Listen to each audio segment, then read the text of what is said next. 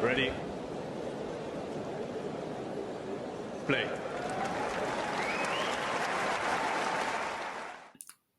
Well, hello there, and welcome to WTA Weekly Bitesize edition.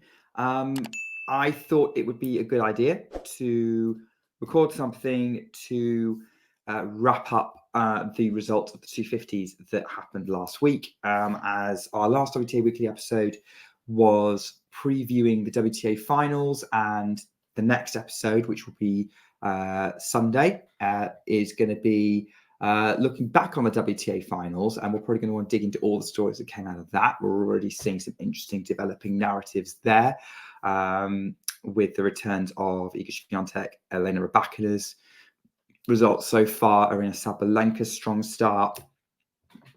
It's all building up nicely over in Riyadh, but there was WTA tennis happening all over the world last week, in Asia, in South America, and this now marks the end of the WTA regular season, with the finale still in progress. With that being said, I'm just going to quickly rattle through my thoughts on what happened in those tournaments, the winners, any kind of stories that kind of came out of those. Probably will be mainly focusing on the winners, to be honest. But there's some people who are worth noting. Definitely worth noting is Deanna Shnaider, who won her fourth WTA title of the season in Hong Kong. Third 250, adding to the 500 she also won early in the year in, I think it was Bad Homburg she won.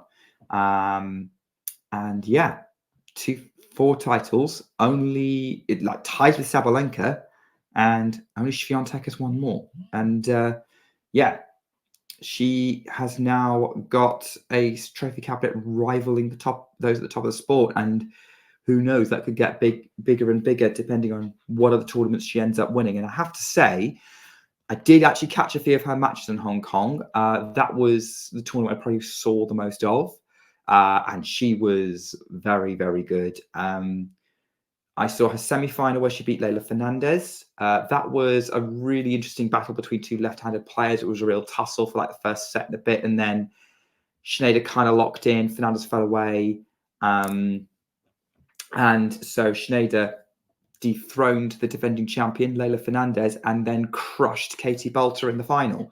Like that final, Shnaider didn't seem to be able to miss, or she got a bit nervous towards the end, but to be honest, she was hitting the ball so consistently, so precisely. She was able to retrieve everything Balter was throwing her, because Balter is a max attack player, and she was going for everything, and that was working against her a little bit. But Shnaider was absorbing it, redirecting it. She hit some amazing winners from almost in the tram lines towards the sort of the middle part of the second set. And yeah, it inflicts a heavy loss on Balter in that final.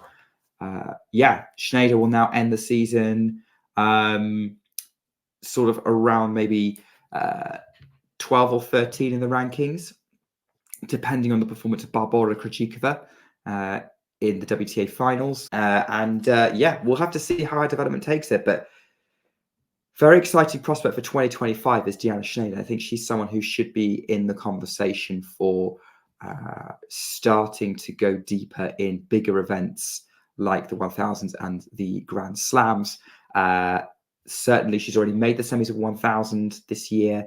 I would expect to see her in the sharp end of these big events again. And let's see if she needs to expand her trophy cabinet to not just for more trophies, but bigger trophies. Someone whose trophy cabinet was a little bit smaller, Victoria Golubic, who gets a victory for the 100 backhands on the WTA Tour. She ended up winning the Yanxi Open, so that's the other Asian event that was going on, and she beat Rebecca Shramkova in the final pretty handily. And this is Golubic's first title in 8 years. She won her first title back in 2016, and then since then she's played a few other finals. She's lost some pretty good players. This was her time, and Golubic We thought that Deanne Parry might get the one-handed backhanders a WTA title, but it ends up being Victoria Goerges, the old, wily, well, maybe not that old, but experienced, wily Swiss player. So a bit of a feel-good story there for the veteran, kind of showing that she's still able to still make a career for herself out on tour. Obviously, also highlight of her career was a silver medal in doubles back at the Tokyo Olympics alongside Belinda Bencic. A little bit of trivia for you there. But that's the Jiangxi result. Not too much to talk about. There weren't that many other players there. Shramkova has had a strong end of the season. 3 250 finals, 1 title. Maybe she would have hoped for more, but some other players just have their time, I guess. And Shramkova can still look back and be proud of the points she's built up, and she's kind of back in, she's up in the top 50 now, Shramkova. So her challenge next year will be to stay around there. But it's Goerges's time. Now, Goerges, unfortunately, did not break back into the top 100 as a result of her title in Jiangxi, but someone did make their top 100 debut as a result of winning a 250 title this week, and that is friend of the show, Zeynep Sonmez from Turkey, who has been kind of building a bit of a following. She started to get some interesting results. Obviously, we spoke to her at the Billie Jean King Cup. John spoke to her back in May. Great interviews there, along with Susan Leymans, Francesca Goerges. Susan Leymans, another friend of the show who won a title only a few weeks ago, or last week. And really great to celebrate. Another person we talked to back in May who showed promise, making good on that. And Sonmez has been kind of growing. She had a good grass court season. She made a name for herself in kind of qualies around US Open qualies time as well. And she's been getting closer and closer. And it has to be said, it was a really good title run from Sonmez, who had to deal with illness. She had to deal with rain delays. She had to play the semis and the final on the same day, pretty much in Merida. But dealt with the whole thing very well, powering her way to the title against Ann Lee in the final, only dropping a few games. And she is now a WTA champion and in the top 100 as a result, and high enough up into the top 100, I feel like is enough to say that she will be an automatic entry at the Australian Open, which is huge for her, huge for Turkey. Obviously, we had Merta Tunga on, her former coach, for our Wimbledon wrap-up, and he is super proud of her. We could see from his social media. So big deal for him. Zeynep Sonmez, friend of the show, and another person that we are proud to have as a friend of the show alongside Susan Leymans and, of course, Francesca Goerges and Jasmine Paolini, and Clara Towson as well, who was in action as well. Mustn't forget Clara. She's still one to watch on the tour. Jasmine Paolini, who's in action at the WTA finals in Riyadh, lost today against Aryna Sabalenka, did put up a decent fight. As of recording, I'm recording this on Monday, the 4th of November. What else to bring us? Iga Swiatek, bit of a scrappy start against Barbora Krejcikova, but came through in the end and looked more herself towards the end. Interesting to see how she does against Coco Gauff, who, is looking fairly confident in herself right now. And the court speed will help even things out maybe in that rivalry when they meet tomorrow afternoon.